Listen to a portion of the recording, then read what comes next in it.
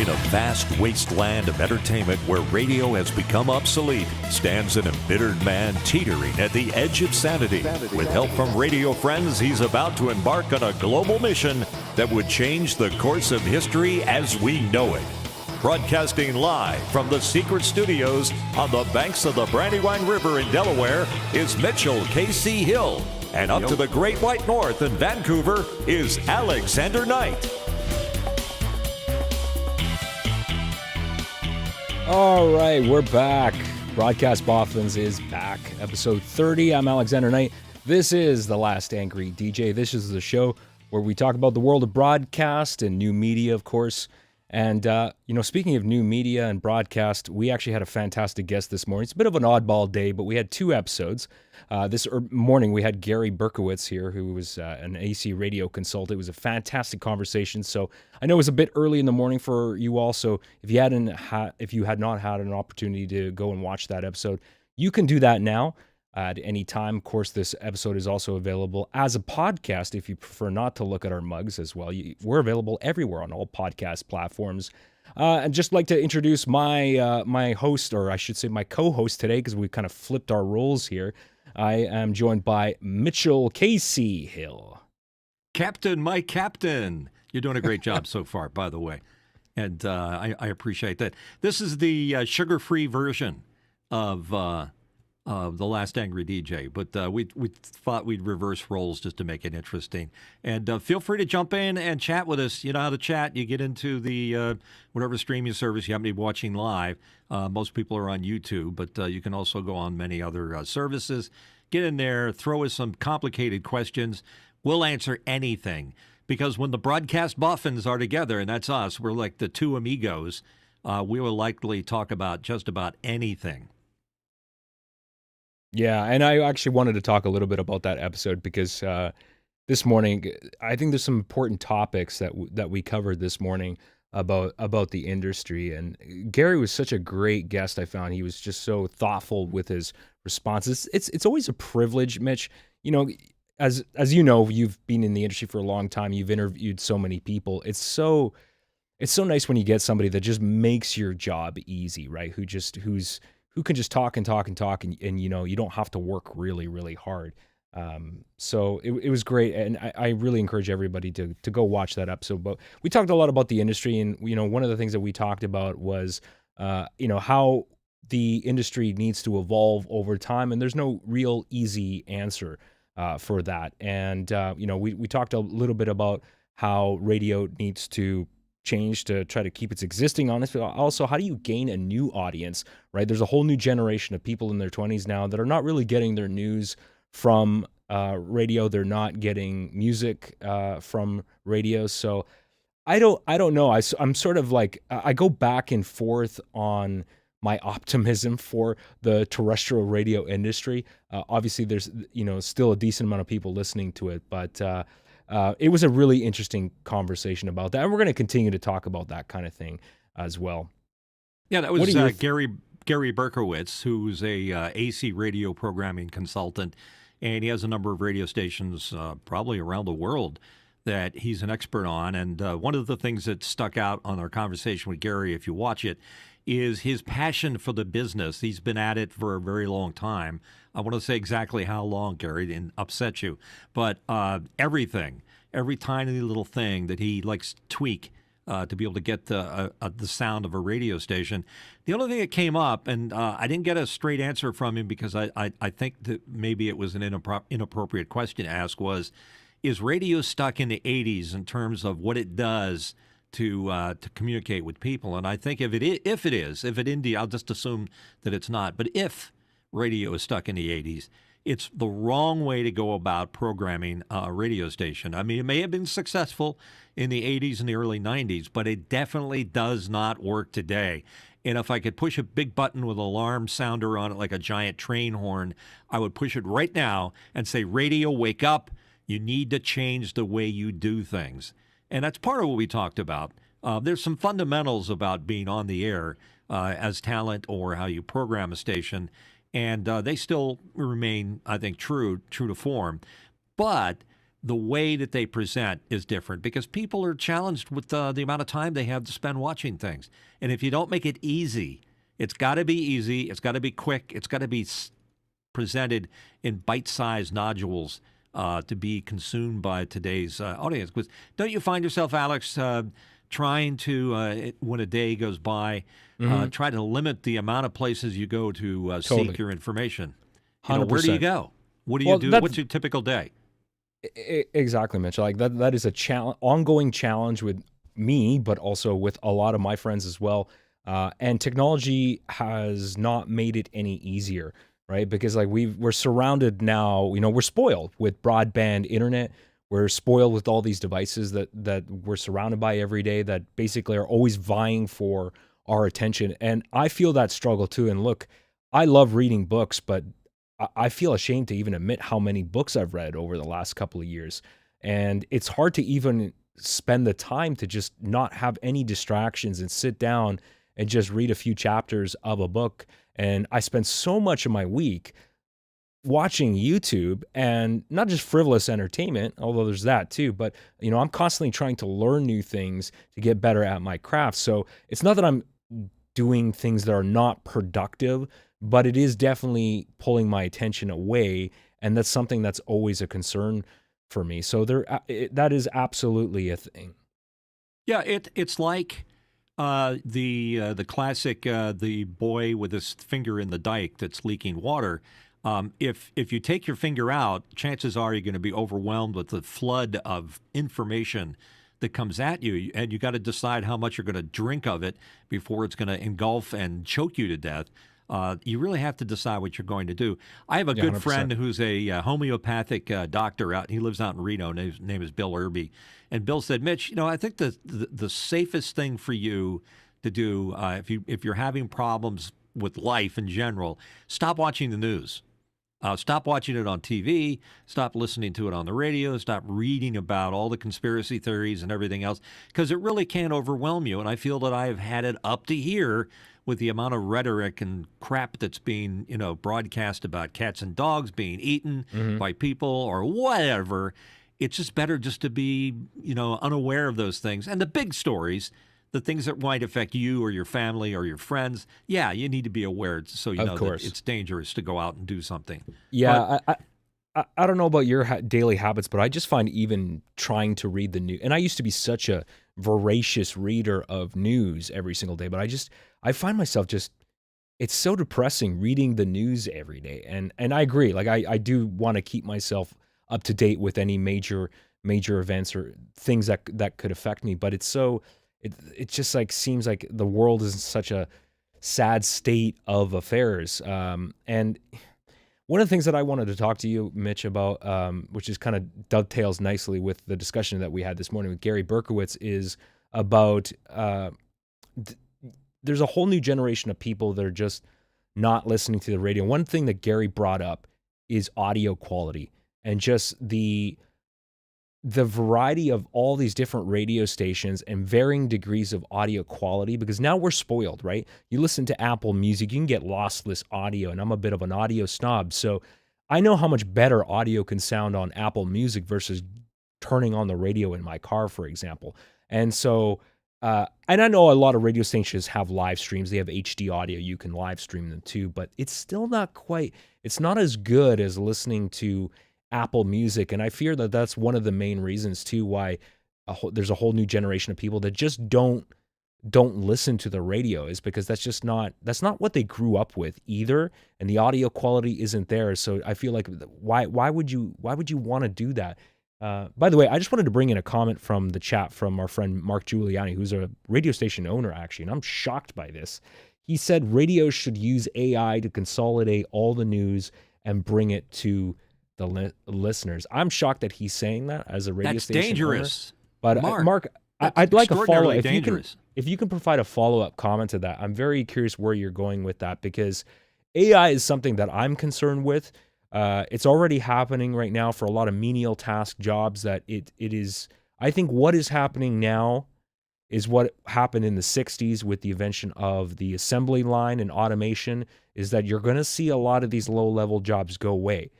And so I think it's an opportunity to reinvent ourselves. I'm already doing this now, is to figure out, how can I provide more value? How can I diversify? How can I learn new things? How can I provide more value to my clients and my customers? And I think we don't really have a choice, right? And I don't think radio has a choice, to bring it back to radio. I don't think radio has much of a choice. It's adapt or die. If he's suggesting that AI take over radio, then people are not going to need radio. They can go right to the AI and all its many distribution methods to get. This is how AI is going to take over. It's not going to take over like it is in the movies, where it makes decisions and starts dropping bombs and inventing Terminators. What's going to do is we're going to let it take over. We're going to let it start doing the jobs that we do on an everyday basis, and it'll be easier to let AI manage things. Like AI can drive my car, AI can handle my tax returns, AI can do this and AI can do that, and AI will do what you tell it to do. It's doing a function. It's not taking over in a sense of a conspiracy. It's because we're going to give it all that freedom to do it, and eventually it's going to be like that song by Zager and Evans, in the year 2525. You picked your child from the bottom of a dark blue tube or something like that. We're going to give it. We're going to give it away because we're just saying it's easier and easier and easier to do that. And if that's what's happening in radio, then why do you need radio? AI can make the decision, and it's going to be hard to ignore, because you're going to tell AI, well, this is the kind of news I'm interested in. Only interested in dog stories and cat stories, right, or I'm only interested in science fiction. That's the kind of thing that's very. That's why I shouted out, dangerous, Mark, because you might be voting yourself out of a job. Be careful. Yeah, I mean, listen, it's hard to make predictions about how this stuff is going to end up, just because this technology is evolving at such a breakneck pace. It's hard to even keep up with all the stuff. I mean, just even 6 months ago, just look at where all these services were, like ChatGPT. It's evolving at just a breakneck pace. It's really hard to keep up. But right now, the main problem with AI, and I don't see this getting solved anytime soon, is that it doesn't understand context all that well, and it certainly doesn't understand meaning. And I'm not saying that though that problem isn't going to be solvable. It probably will, but I don't think it's going to be solvable in the amount of time frame that a lot of technologists or pundits are predicting that it will. I think it's a lot more difficult of a problem than a lot of people are anticipating. And, there are a lot of people that say, oh, AGI, artificial general intelligence, is right around the corner. Yeah, they said that 12 months ago, and it's still not here. It's still dumb as a brick. Yeah, right? You need to take into consideration, where does AI get its intelligence and information from? It's like, if you think of data that's out there, including what we're saying right here on this podcast, if you think of it as a big bucket and we just pour all this knowledge into it and data, AI is drawing from that data. So it's only as smart as we let it be smart. It only has the opinions of the collected multitude of people that are going into it. It's not independently generating. It might extrapolate from the data, but it's not creative in a sense that it can create those thoughts yet. Right. They say the real danger with AI is going to be when we allow AI to start inventing itself. In other words, it can reprogram itself. Yeah, that's Skynet. That's when they say that's when Skynet's going to happen. And they say nobody's going to do that. And Congress says, no, we're not going to allow that to happen. Well, I guarantee you there are people working on it in China and Russia and even in our NSA, thinking of, well, we need to be able to be competitive. So we're doing it too. So AI is the cat out of the bag. It's there. Yeah, and I think that, and Mark brings this up too, but I think where AI can be good, I hate the term artificial intelligence because it's used often incorrectly, but it's kind of a broad term, but I'm not even going to go there.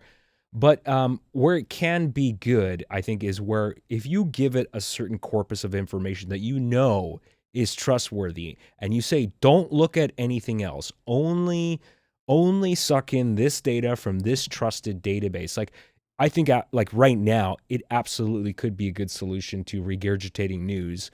Like if I just want a summary, like give me the highlights. Like what happened in the world today that I need to know. I think it can do it right now because if you feed it reliable sources, it's easy. It's good at looking at that data and just regurgitating and summarizing. It's very good at summarizing information right now. So I absolutely think it can do that. The problem, so you're talking about filtering. You're talking about Yeah. filtering it, so it comes to you at a flow that you can handle. Okay. yeah. Sorry but, to interrupt you. No, it's okay. And the other thing too, though, is AI voices. So now they're working on developing, much more human, much more natural AI voices that have even the imperfections that we often have in our daily speech, the superfluous words that we add in our speech, like the ums and the ahs and the breaths and pauses that we take. So that's getting better, but that's replacing people too, and I don't really like that. How do you feel about that, Mitch? How do you feel about you getting replaced with an AI? Already If have. if you're a news anchor, your job just goes away. Yeah, first of all, I want to give credit to Chad Lafarge, who's here. Chad's a good guy. Says we need more curation than accumulation, which is it's sort of saying, let's be careful about what kind of information we put in there, the AI. And you said the same thing, Alex, a few seconds ago. You need to filter what you take back. Otherwise, you're drinking from a fire hose of information. So I could see that being useful. But AI is going to be disruptive. It's going to be as disruptive as horses and buggies being replaced by cars, and maybe more so because you have to take into consideration that any new technology is going to put people out of work. If you were a horse and buggy maker, if you made buggy whips like Steve Stryker said, you're out of business because you don't need a buggy whip to drive a Tesla. But all those things are going to have an effect. And if I'm upset and angry, if I'm the last angry DJ, in a sense, that's what I'm railing against is the march of technology. Eventually, there's no need for a disc jockey. There already isn't because we don't play records. We don't run a board. It's all in a computer. It's all automated. And 99.9% radio stations out there are doing that now. Don't give away our secrets, Mitch. Come on, what are you doing? That's no secret. I'm just acknowledging that that's what's going on. And the other thing that you have to be aware of, and again, I don't want to get into Joe Rogan conspiracy theory stuff, but you can't believe anything that you see or hear on the internet, and that therefore the mass media, because they can duplicate Trump dancing with cats and dogs and eating them and singing songs. Well, that's all faked up stuff. So they can do whatever they want. They can create a meme with the same voices that you're used to hearing. So, when you see an old movie where they say, I got you on tape saying something, it's like today we kind of laugh at it because we could fake it, during our lunch break. So, I guess maybe we can talk about AI for the whole hour, but I don't want to bore people to death. As far as radio is concerned, that's not the solution. AI is not the solution to help radio. I think the more human radio is, the more real it is, the more realistic and the real it is. I'm repeating myself now. I think is the better for it, because if you want to be hyper local, then you have to say things that an AI wouldn't. You have to have knowledge, critical knowledge. So if I was at one of your radio stations, Mark, down in lower Delaware, I would be drawing upon my vast experience of hanging out at the beach and partying at all the bars, going back to the days of the waterfront and Bottle and Cork. I would be drawing on that, something that AI may or may not be able to have access to, in order to be real and realistic and then relatable because of that, not just being able to say, it's 75 degrees, don't forget to turn over because the sun's been on that part of your body too long. I mean, all of those things make it much more entertaining, as Gary was saying today. Yeah, and this is a question that I'm glad you brought this up here, because this just sparked something, and I don't know if you have the answer to this, but as we talk about what radio stations need to do to sort of evolve and reinvent themselves in a way, I know a lot of radio stations that have added a video component to their show. So some radio stations have invested a lot. Like Mark's done a great job with his radio stations,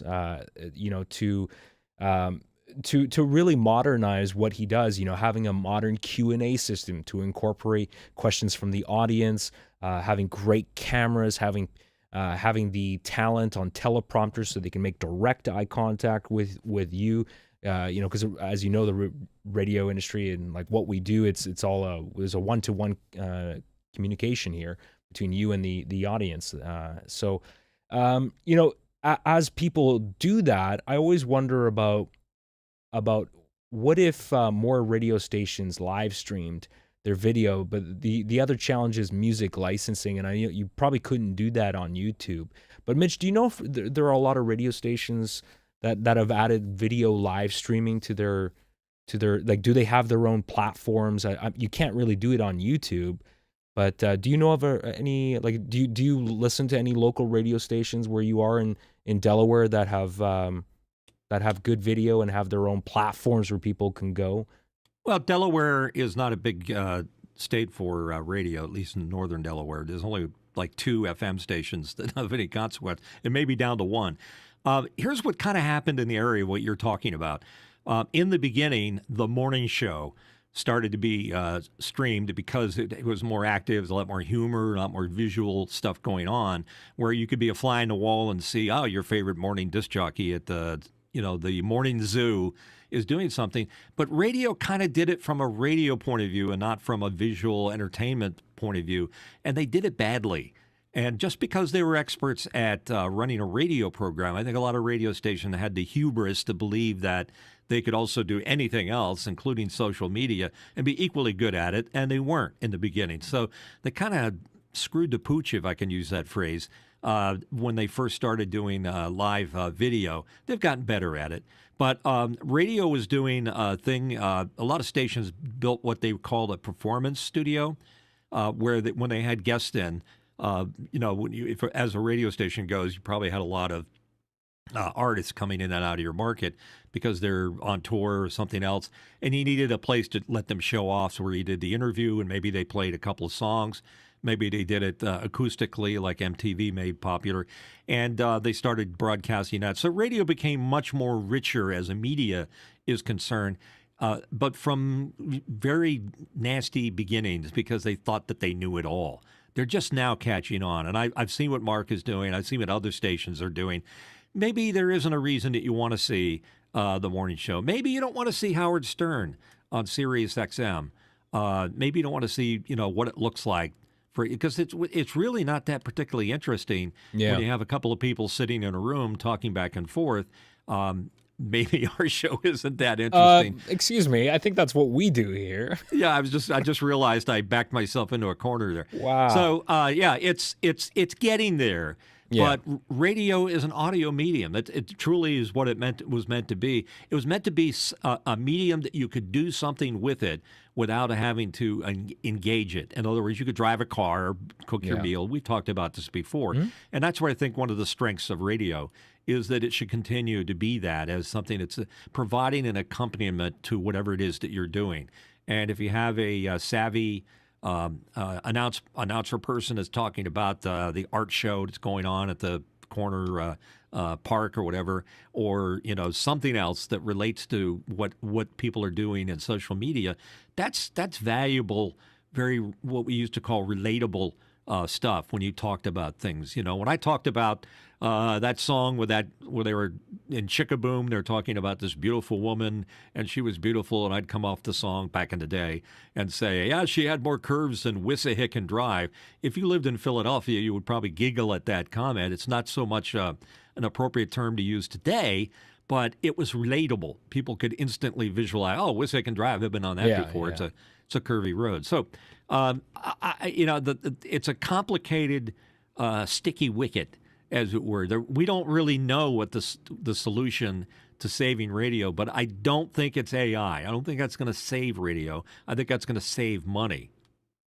Yeah, it will definitely save money. Mark Giuliani's just commenting again. He's saying that the licenses that they have only cover over the air and what they directly stream to their own app, but the license doesn't allow them to play bumper music over our stream. So I think it sounds to me like maybe there needs to be, I think before even radio stations can do any major changes, it sounds like the legality of how they operate has to change. I think the licensing has to change.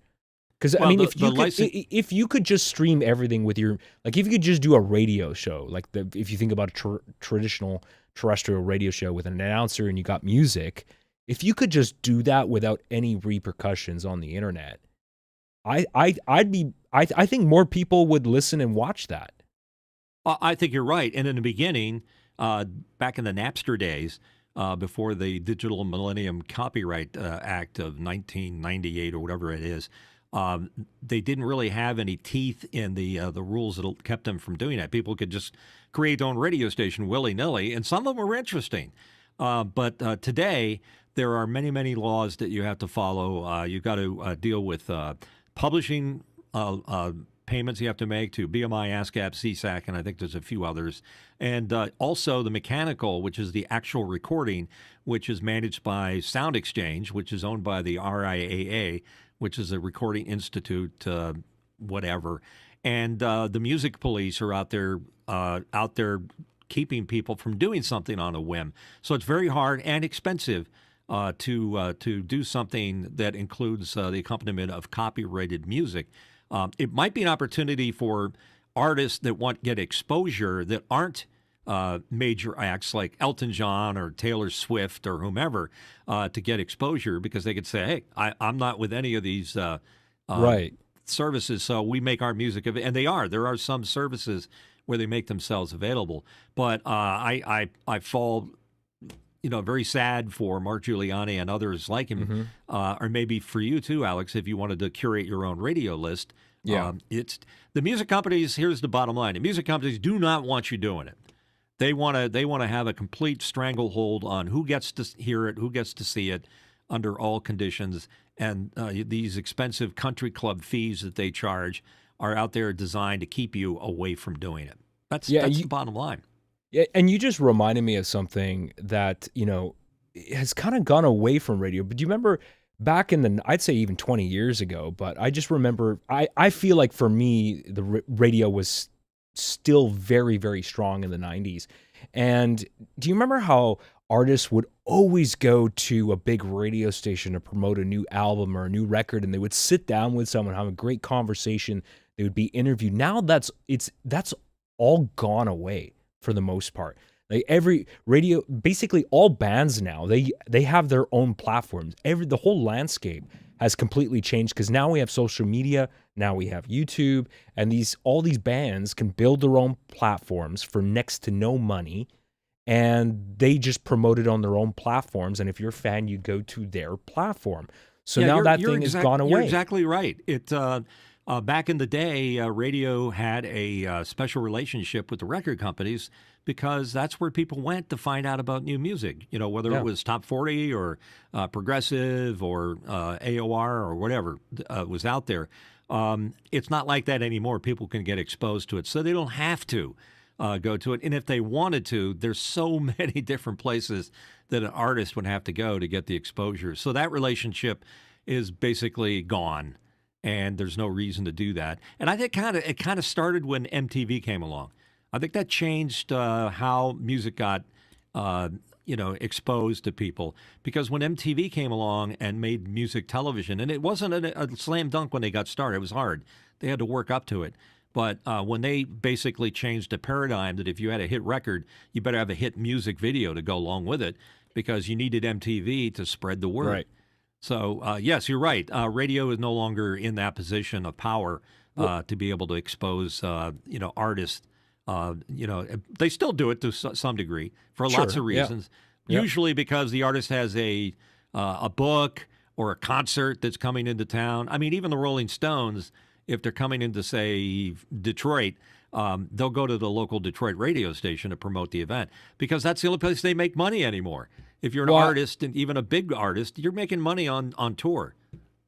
Absolutely, and that's where all the money gets made now. But I do have to say, to me, there's only one radio station, and it's not even terrestrial anymore, but I see all the big bands going to Howard Stern now. Howard Stern dominates for interviews now. Like, if you have something to promote, whether it's a book, whether it's a movie, whether it's a brand new record, you go to Howard Stern on Sirius XM. I don't think anything like, yeah, I'm sure some small radio stations still do interviews and stuff like that, but it just seems like all the attention now is on Howard Stern because he has the biggest platform. Good for him. That's great. I mean, he does a great job. He does great interviews, but it just seems all the terrestrial stuff, all those radio stations, they don't really, I think they don't get the big acts anymore. You're making a blanket comment. So, and to the most part, I agree with what you just said. But in Howard's case, the irony of it is that he never really played music. And his popularity comes from talking. He's a talk show. He's a talk entertainment show, and he just happens to talk to artists. And you're right. He has improved quite a bit on his interviews, and it's easier for an artist that has a world tour or a new album to go to Howard instead of to 100 different radio stations around the country. But they perform. But they perform on the show, and SiriusXM has invested a lot of money in their studios, and they have these amazing studios for the band to come in and play.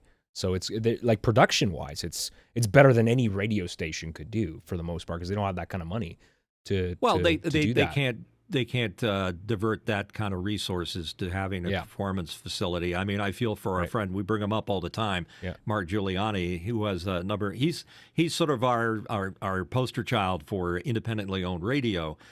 He can't devote hundreds of thousands of dollars to have a recording or TV studio, so he has to do it smart. Yeah, and nowadays you can get all that stuff in an ATEM or a Black Magic box. You could spend $10,000 and you could have something streamable. Yeah, and Mitch, look at what's happened to music videos too. Like remember when MTV was at its peak, right? You would spend a lot of money making a video because that's how you would promote your new album. You'd get a new single out and you'd make a video for it, and you'd probably spend $100,000 on producing a high quality music video. Even music videos have gone away because those platforms like MTV, and here in Canada we had Much Music, that's basically gone. And the brands still exist. I think they're owned by different companies now, but they only do TikTok and social media now. So even bands making music videos, yes, bands do make videos, but they also don't have the budgets. They're not putting that kind of money into it anymore.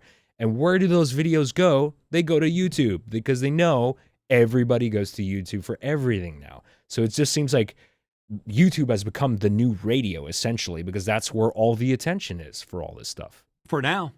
It's like the pendulum will swing somewhere else. We don't know where, but it'll go somewhere else. And you're right about MTV. It's ironic that MTV, music television, is no longer music videos. I mean, a lot of us, when we grew up, we were watching all the music videos because it was shocking, what Duran Duran was doing this week on a video or whatever. Some good, some bad. Some of them were horrible.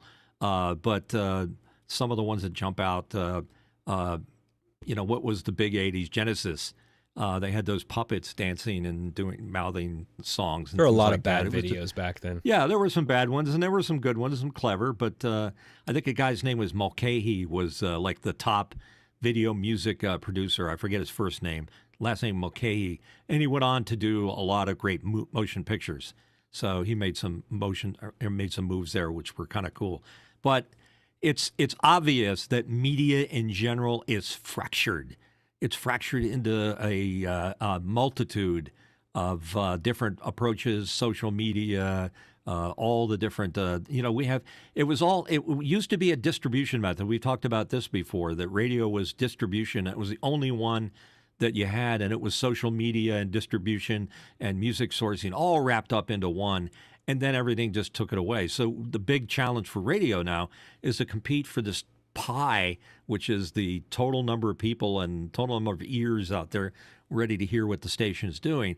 And it used to be where it was a reasonable pie that was cut into 4 or 5 slices. Now it's, cut into an infinite number of slices because of all the challenges where people can go to get information. Until one comes along that's more popular than the rest. Yeah. That's going to occasionally happen, whether it's Howard Stern's show or anything else for that matter, or some talk show, or Rush Limbaugh while he was very successful. I don't agree with all of his content, but he just seemed to captivate people's attention. And if you had a radio station that did talk, you better had Rush on it, or Glenn Beck, or one of those guys, something that polarized people.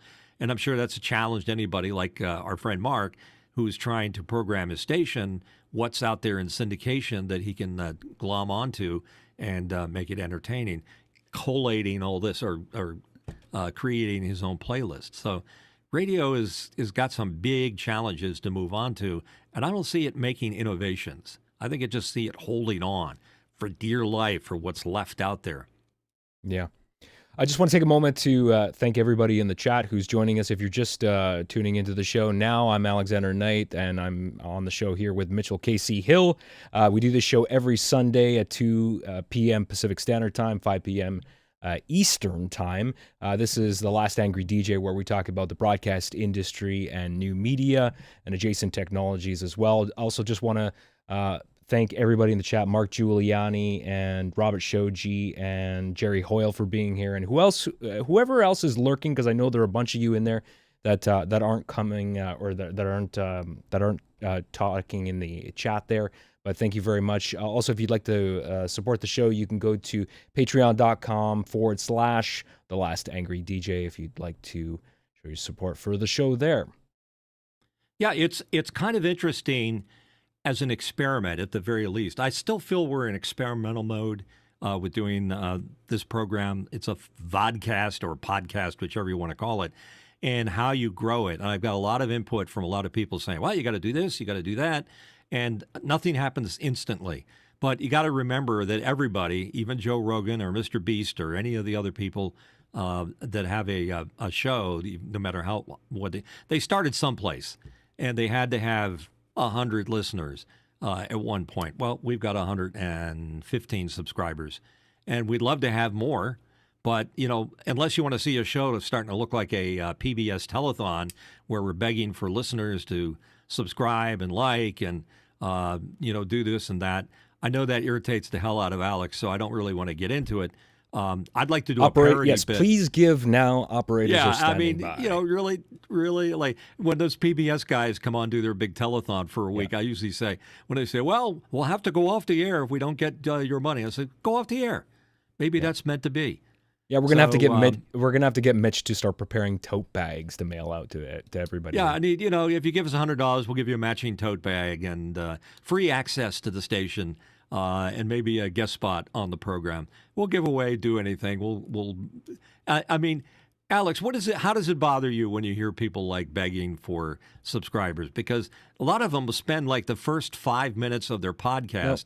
Yep. Begging for listeners and subscribers and likes. I skip that. I mean, if it's information that I really need, I'll skip. I always skip that. If someone puts that at the beginning of their podcast or the beginning of their YouTube video, I will just skip it and go straight to the meat and potatoes of the show. So that's why I don't really like talking about it on the show. I'd rather put it at the end of the episode.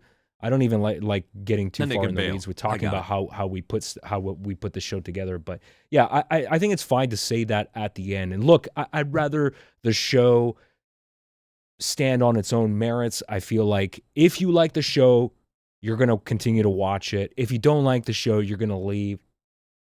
Let's leave it at that. If we do a good show, we do a good show, right? I don't think more people going to listen because we say they should.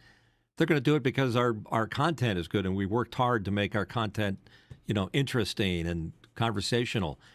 People are going to vote with their remote. That's what we used to say in radio or TV.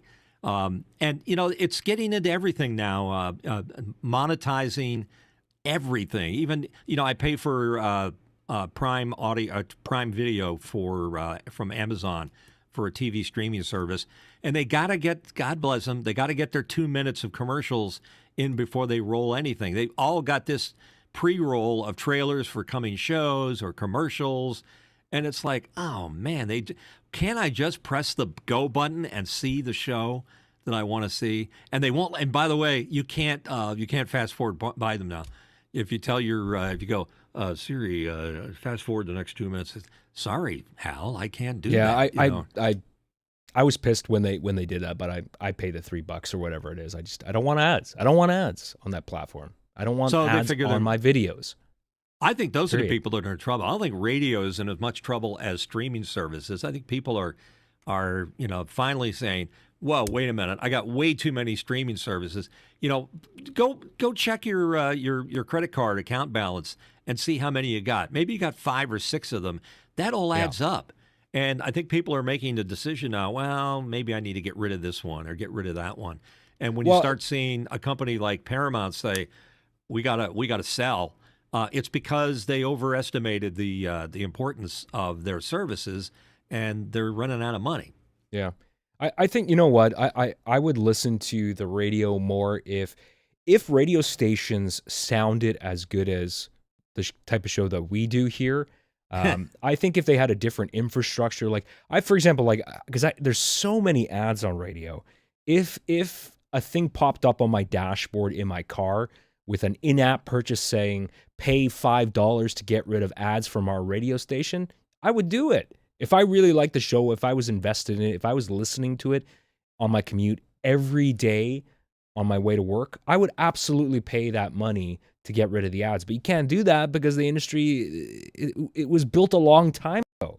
It's just like, it's built on an old foundation is what I'm saying. Yeah. Radio is built on an old foundation, and we have to literally break the whole thing down to rebuild it. I don't know if you can really do that now. I think you just have to build a whole new platform. The technology exists where, in fact, I think our friend Tom Birch is involved in this, where you can listen to a radio station that replaces the ads originally done on the radio station with ads that are targeted to you. That's the big thing now with cookies and such that, what was it Steve last week was talking about? He was looking at some luggage for a trip he's taking, and all of a sudden that luggage manufacturer starts showing up everywhere. Why can't they do that with radio? Why can't they replace the ads with things that you're more interested? If I'm 100%. Interested in buying a car, I'm interested in seeing billboards and ads and things like that because I want to know what's out there. When I'm not interested in buying a car, those things just go right by me, and I don't pay any attention. So Mitch, what can I do to get you into this 2024 Mercedes today? I happen to like my 2011 Mercedes. So okay. See, that's the other thing is the built-in obsolescence of the American public. We've been trained to replace our car every 3 years, and when people stopped doing that and buying cars that were more like, a person who buys a Subaru is going to be replacing their car a whole lot less than they are if they got their Chevy Capri Classic. Because the car is made a lot better. It's not built-in obsolescence. Yeah. So all that stuff's, we don't realize how much our minds are being messed around. Let's just say it. Let's keep it real. Our minds are being fucked with by the marketing companies and the manufacturers of products and services. Look at how big Amazon is now. We truly are sucked into this idea that we can order something and within hours or maybe at least a day, we can have that thing. I mean, there's got to be a little endorphins that are being released into our brains that tell us, ooh, that feels good. You don't necessarily need whatever that is, but somehow you decide it is, and you get that instant gratification. Instead of getting in your car and driving to a shopping center and walking up aisles back and forth, the idea of brick and mortar retail is in trouble because of that. I mean, I'm surprised that the Securities and Exchange and other organizations haven't stopped Amazon and chopped them into a bunch of different corporations because they have way too much power. They've changed the virtual landscape of retail purchasing. So it's very hard for other media, including radio, that generated their income by running commercials. We used to run 20 minutes an hour of commercials on our radio station, and people put up with it. And it's like you'd scratch your head sometimes and you'd say, 20? That's like 4 minutes of spots every 10 minutes. It's like ridiculous. Even Howard Stern, when he cuts to a commercial break, you can drive to McDonald's, order whatever meal you want, eat it, and then come home, and the commercials are still playing. It's literally like that. I mean, it's just that people have to start voting with their remote. That they're not gonna stand. It's like network news. It's all I can stand, and I can't stand no more. Well, look, fed up with it all. We're talking about technology here, and I just want to address this because Mark Giuliani is asking in the chat about can we talk about how we do this show and some of the technology that we use. So we have a technological-minded audience, so I don't mind talking about this a little bit. We are using a software application called Mimo Live. which is a fantastic software-based camera switcher. Essentially, if you're used to using a hardware-based product like an ATEM with buttons where you cut between all your camera angles and composite everything together with graphics, Mimo Live is a really fantastic application that's really changed how we do this show, has really improved the quality, I think. Looking back at the earlier episodes, it integrates with Zoom, so we can pull dedicated ISO feeds of every participant. I can control everyone's video and everyone's audio independently, and I think the color quality is actually better on the show now. The graphics and animations are better, so I think everybody in the chat has said in the past, the last couple of weeks since we started using it, that it's gotten better. So I don't mind talking about it a bit, but that's what we're using, and it's working really well for us. I just want to thank Oliver Breinbach at Boink Software too for helping us get started with that. He's been incredibly invaluable in helping us improve the quality of the show. Well said. And it's an endorsement, but it's an endorsement that's made because we like it and we like Oliver and we like the product. We're not paid to do that, but he's made it very easy for us to use it. And he's a very generous person with their time. So I don't mind talking about it. I don't mind talking about it on a whole show. I'd love to have Oliver on so we can talk about it, because he's the kind of developer that if you say, it would work great, but wouldn't it be neat if we could put a little button that does this, makes a flip or something? I guarantee you he'll have it in the next version of the software. So there's somebody with passion. So we don't mind keeping it real with people like that. If we're talking about drinking a popular soda pop like Coca-Cola, it tastes great and it's refreshing, like that. Hold on a second. It's refreshing. That's a blatant pitch for an ad. I think the ad should morph onto radio. Should be more like Paul Harvey used to do it. If you remember Paul Harvey as an interesting storyteller, he would just weave his ads, paid ads by that for what it's worth, into his storyline. So if he's like, when my wife and I drive down the highway, there's nothing better than having a pair of Ray-Bans on your head. It makes everything look good, and I don't get squinty eyes and headaches from driving into the sun. And it just like weaves that into the storyline in such a way. I think that's the way ads should go. Do them live. I 100% agree. In fact, this is why actually I pay more attention to ads read by the host, because I have that relationship that's been built up over time between me and the host of that podcast. I think Leo Laporte does a fantastic job of that on the Twit podcast network, but sure. I don't really hear people doing that on the radio. I mean, Howard Stern does a good job of that, I think, but I would much rather hear an ad read by the presenter of the show. I don't want to hear some dynamically inserted ad that's completely irrelevant to me, and I just kind of, I don't know about you, Mitch, but I just tune out with those ads. Do you pay attention to those ads? You can't help, because if you're caught up in whatever story or conversation, Howard can tell great stories. Paul Harvey told great stories.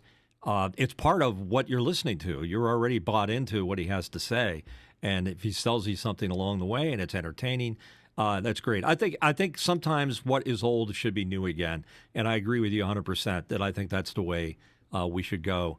If we did ads here on our program.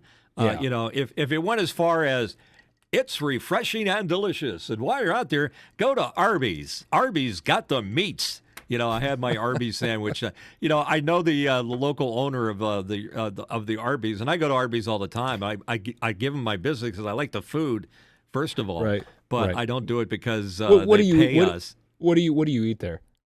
A roast beef? I'm a real sucker for this. I'm trying to save money these days, but I go for the coupons. And they'll have the new Arby's brisket sandwich. Let's get it's a brisket that they sliced in, and it's got a onion onion ring on it and barbecue sauce, and they got those big brioche rolls. Yeah, and I'm an Arby's guy. I like it, but I know people say, "Oh, that's horrible. You shouldn't eat that stuff." I'd rather do that than to have a manhole cover from McDonald's. Mm-hmm. You ever look inside a hamburger from McDonald's? It's like this I don't want to. Pitiful little piece of meat. I can't do it. Can't do it. Looks like cow plop. Mitch, do you drink coffee? You a coffee drinker? I do not. Never have. Oh, man. And I know I'm unusual. I brewed this incredible cup of black coffee here. This is Guatemala, actually, from Creekside Coffee Roasters. Coffee, that's good. See, he's working in there, and he doesn't talk about why kidding. it tastes so good because he pours the hot water over his nuts in order to get that tasty. You could take that any way you want to, but at least I made the story interesting. So yeah, we're playing with you folks right now. That's the way we go. But yeah, I think that's the way that the radio could continue to do that. Maybe even podcasting. Just work it into the story. Don't cut away for some. Yeah.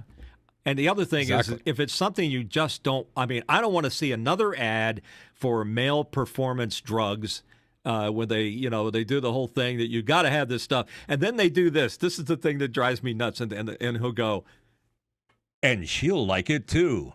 And they cut to a woman going, to me, that is so embarrassing to even see that they're doing that. I go, oh. If I happen to be with a young lady at the time, I'm falling off the back of the sofa in protest, trying to find the remote to turn the channel. So yeah, we don't need that kind of stuff. But that's the unfortunate part of advertising right now. All the ads are for reverse mortgages. Would you buy a reverse mortgage because Tom Selleck is asking you to buy it? A lot of people do. Or pillows. That pillow guy is like one of the people I'd like to smack them. I just want to reach out and smack them. So the ads need I don't even know. I'm not sure I even understand what a reverse mortgage is. I see. I don't like to go backwards in life. I like to go forward. I want a park mortgage or a low gear 4-wheel drive mortgage, something like that.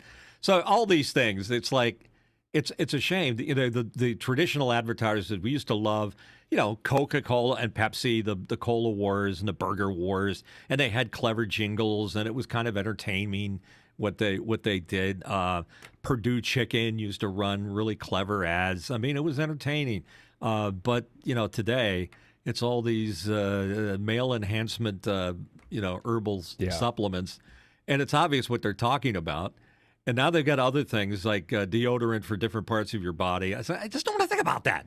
I feel like I could do if somebody wanted to pay me to do a chicken ad, I would love to have like a just giant bucket of. I will eat chicken live, greasy chicken live on this podcast. If someone wants to pay me, sure, absolutely, I will absolutely do that.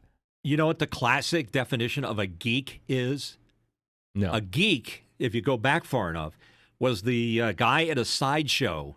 Oh, that's right. Bite the head off of a live chicken. That was what the original term geek came from. Look it up. It's funny. It's funny that you mention that because I just watched both the original and the remake of Nightmare Alley, which is a fantastic movie, and they do have the geek in the circus there, or not the circus, biting the heads off the chickens. Yeah, absolutely. They just basically get this homeless guy, and they give him a bit of money, but they keep him in a cage and they get him to bite the head off a chicken. They get a slow person, which it's a shame. It's a horrible way to treat someone. So what's interesting about that whole thing of sideshows. And going to a carnival and the people that go, hey, come here, I want to show you something. Come here. That whole thing is a real thing that branched into doing telemarketing and infomercials on TV. All those people that used to do that at carnivals moved into selling spray-on plastic that waterproofs your boat, if you have a screen door. And it was all based on some kind of giant demonstration with the product. I can float my boat. Hi, Phil Swift here. The guy with that was like a big deal. And I think some guy, Willie Mays or somebody Mays, who's passed away. They even had a reality show about these guys. But I just was shocked when I got into doing it. I actually produced infomercials, and the people that were my clients were these people that worked in sideshows, and they used all the same lingo. Hey, you jacked that deal up or whatever. They use all these terminologies. So it was kind of fun. So I don't know how we got off onto commercials because that's the lifeblood of most media and broadcasting. I think less and less. I think more and more they want you to just, ignore all that and just pay us money and we won't run any of those ads. It's sort of like a reverse, blackmailing. We'll take all those things that you hate about radio and TV out as long as you pay us $20 a month for it. Come on. It's funny. Yeah, exactly. By the way, Brett Below just joined us in chat. Hey, Brett. And we talked about food. It's funny. We talked about food, and now I'm actually getting hungry. And he mentioned that he's supporting what you said about Arby's. He's saying that if you're a Reuben fan, Arby's is pretty legit. Thin sliced corned beef, Thousand Island dressing, sauerkraut, melted Swiss cheese on marbled rye. Doesn't that sound good? Arby's has the meats. Arby's, if you want to sponsor this show, you can. Don't let me stop you. Send an email. I want a coupon. I want another coupon. So I can go in. Mitch just wants a coupon. I'll take cash. Well, they're not going to go. They're not going to do that. But you can walk in and get. Hey, I've been going to the same Arby's for, I hate to say this, like 50 years. And the owner, the guy that owns the chain for the whole region, they know you by name now. They know me by name, and they also used to serve me. And I could walk in and they'd say, "Oh, you want a giant side of curly fries, apple pie. Don't mix up the cherry with the apple. Make sure I get the apple, and a giant drink. All the things that they have. So yeah, I'm a big Arby's fan. I don't care if it's bad for me. At my age, nothing's going to kill me. That life is going to kill me already. Anyhow, sorry about the going off the deep end here. It's funny. That reminds me of something I heard Jerry Seinfeld say on an episode of Comedians in Cars Getting Coffee with Larry David. They were talking about eating pizza, and Jerry puts this question out to Larry saying, how many slices of pizza would you eat? And Larry goes, in typical Larry fashion, he goes, never more than 2. And Jerry's like, I could eat like 6. And like the look of shock and horror on Larry's face. And he said something that really stuck with me. And it reminds me when I eat pizza too. He goes, it's like a grenade. Once I pull the pin on that thing, there's no coming back. Like I'm going to eat 6 slices. And absolutely, I mean, Mitch, have you ever had just like 6 slices in a row? Like you eat way too much. Hey, again, I don't. You can tell by looking at me at how much girth I have from it. I don't pull back. You're just letting out go of that grenade. If I need it, if I'm feeling depressed about something and I want to feel good, the food comes into play. And whether it's an Arby's or a giant Domino's pizza, I'll order the large. And even if it's a thin crust, I'll eat that whole thing and then I'll pay for it later. But while I'm eating it, I'm just happy because all those little endorphins are fizzing and bubbling inside my body, and I'm at peace with all things in the world. Food does that for me. Some people compensate that way, but that's just me. So being able to eat the food, at least I'm not smoking dope and, well, maybe not, but hooked on Oxycontin or whatever else. I don't have those problems. Speaking of food.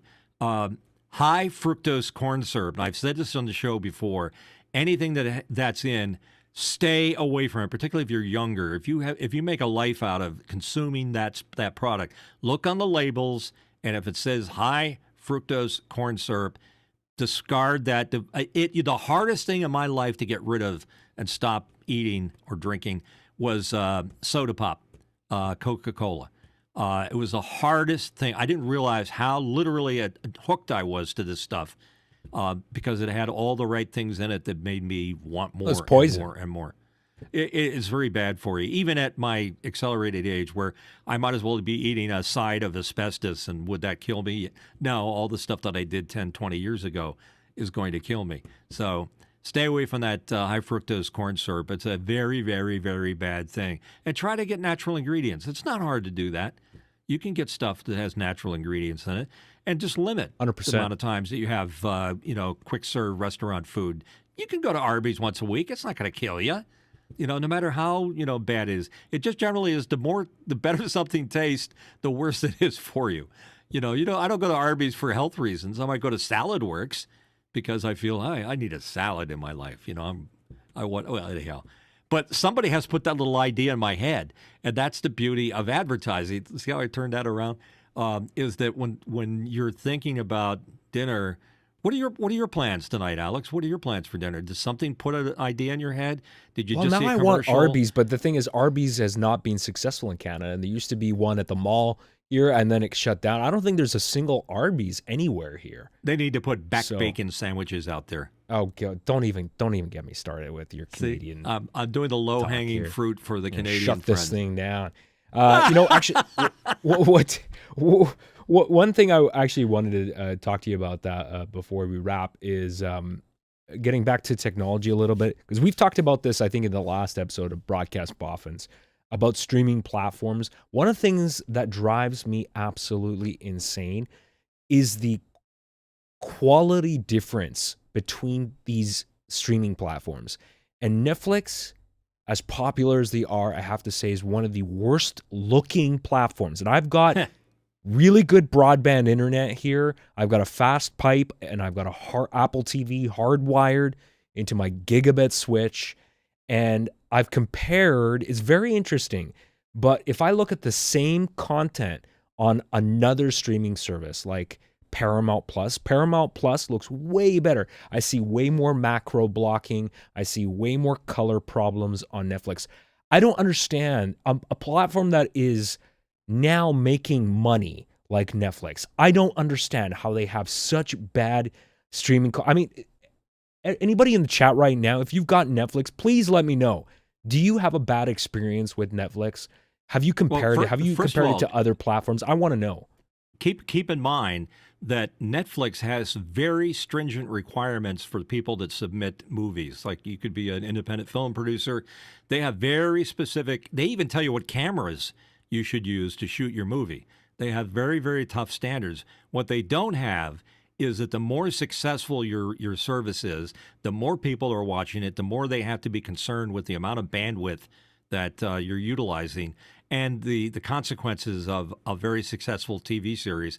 I think the last episode of Game of Thrones blew up HBO and all the services like Comcast and others are carrying it because they're not prepared. The infrastructure doesn't exist to be able to handle it. One of the worst things you can see when you go to Netflix or even Paramount Plus or Apple TV is that God-forgiven sign that pops up that says optimizing video performance. When you see that, what it's basically doing is it's reducing the resolution of the image that you're watching to save bandwidth. Now, that's not good for me because I don't have a problem with bandwidth. I've got a 300 megabit per second connection. Why should I have a problem with the bandwidth on that? They're doing it for them. And, it's just the issue that's going on. So, yeah, it's a real thing. I agree with you. And the problem is all their apps handle it differently. Sometimes if you're watching, you're binge watching a series and it looks pretty good, then all of a sudden the next episode comes on and it goes to macro blocking and it turns and you can barely see it. And then eventually your TV sort of catches up or whatever and it goes, oh, okay, this is right. And then it goes back to the full bandwidth. I have a problem with HBO and their HBO Max app. When I watch, for example, Bill Maher on Mondays, I don't know if it's because they're uploading it when I'm watching it or what, but he goes out of sync. And I have to stop the show and then restart it in order to get him back into sync again. And it only happens on HBO Max. You'd think they have it figured out by now, but they don't. What kind of bandwidth do you have at your place? Are you hardwired? You're not using Wi-Fi, are you? No, I never use Wi-Fi. Knock on wood. I've got Comcast, Xfinity. I have a 350 megabit down and a 30 megabit up. And I pay $150 a month for that. And I know there are lots better deals out there, but that's the best deal I can get with the best connection I have that's available to me. And I always call them up and I say, hey, Verizon's got a $59 a month deal for a gigabyte down and a gigabyte up. And they go, oh, well, that's not real. That's a 5G wireless connection. And again, 5G is another bit of a myth, and we could go into that for hours, where 5G is not as good as it really truly is. It is not a coast-to-coast service. It is very, very restrictive on how far from each tower that a good 5G signal will give you some connectivity. Usually it's the last mile of your connection to your service for bandwidth. And I'm sure a lot of people will jump in on me because this is clearly an office hours conversation about what services are best. It depends on what part of the country you're in and what service you're using and what are you using it for. But in most cases, wireless is a bad thing. Don't use wireless. You want a hardwired connection. And I don't care if it's a cable connection or a fiber optic connection. I'll take that any day over 5G or wireless. It's just bad. Yeah, I agree with that because no matter how good the Wi-Fi access point is, it's just there's more latency and there's more jitter with it.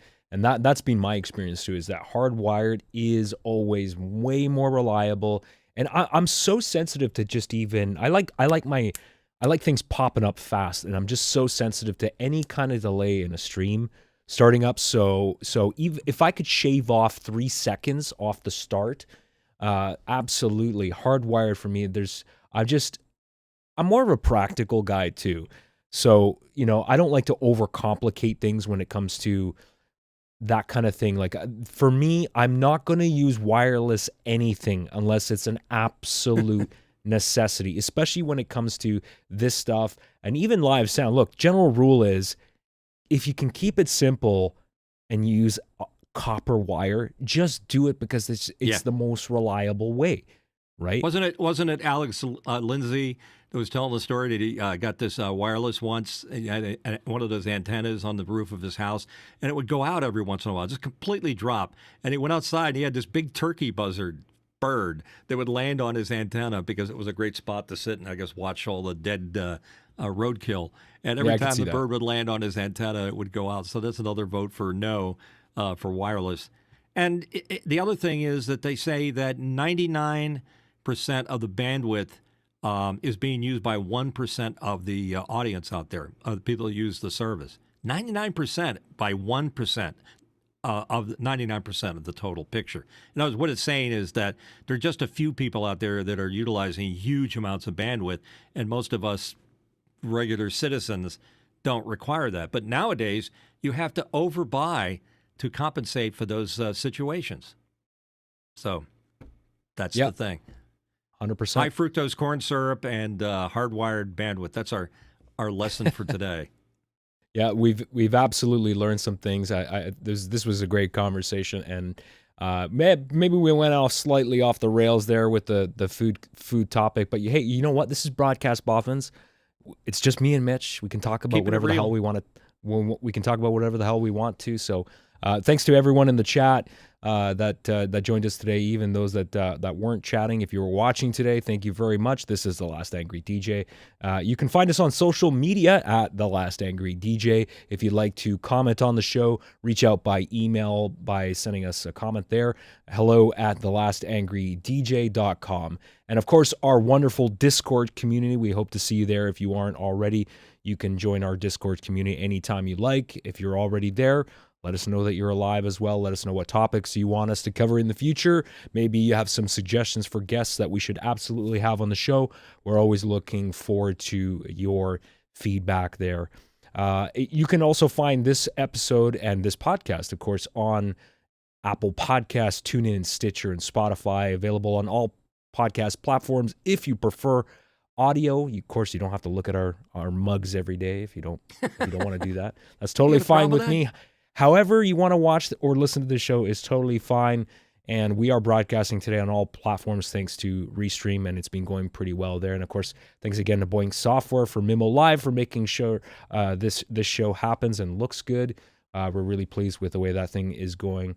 That's all the time we have for this week. Of course, like we always say, we like to keep this show real. So if there's mistakes that happen, hey, look, I was hosting this week and it wasn't 100% perfect, but whatever. We made the best of it. So thanks to all of you for joining us this week. We'll see you next Sunday at the usual time. See ya. Bye. Good job.